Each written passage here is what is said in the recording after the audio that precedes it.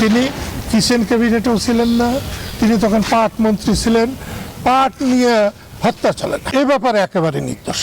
শাপলা চত্বর হত্যাকাণ্ডের মামলায় গ্রেপ্তার সাবেক মন্ত্রী আব্দুল লতিফ সিদ্দিকীকে কারাগারে পাঠিয়েছেন আন্তর্জাতিক অপরাধ ট্রাইব্যুনাল। পরবর্তী শুনানি 16 আগস্ট দুপুরে তাকে আদালতে তোলা হয়। শাপলা চত্বর হত্যাকাণ্ডের মামলায় বুধবার গুলশান থেকে গ্রেপ্তার হন সাবেক পাটমন্ত্রী আব্দুল লতিফ সিদ্দিকী। তাকে হাজির করা হলে কারাগারে পাঠানোর আদেশ দিয়েছেন আন্তর্জাতিক অপরাধ ট্রাইব্যুনাল। পরবর্তী শুনানি 16 আগস্ট। সেদিন আদালতে বক্তব্য রাখার সুযোগ পাবেন লতিফ সিদ্দিকী।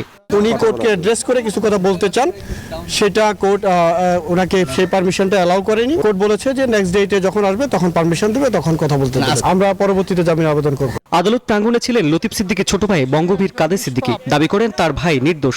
তিনি কিচেন ক্যাবিনেটেও ছিলেন না, তিনি তখন পাট মন্ত্রী ছিলেন, পাট নিয়ে হত্যা চলেন, এ ব্যাপারে একেবারে নির্দোষ।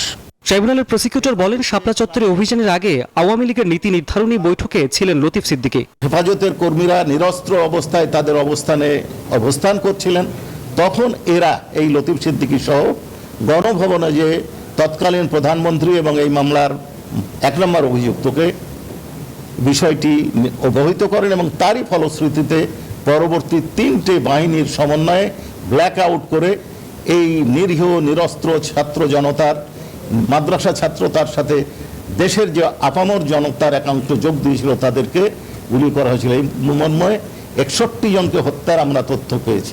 মানবতা বিরোধী অপরাধের মামলাটিতে আসামি সাবেক প্রধানমন্ত্রী শেখ হাসিনা সহ 41 জন। রাশেদ জায়খান, নিউজ 24, ঢাকা।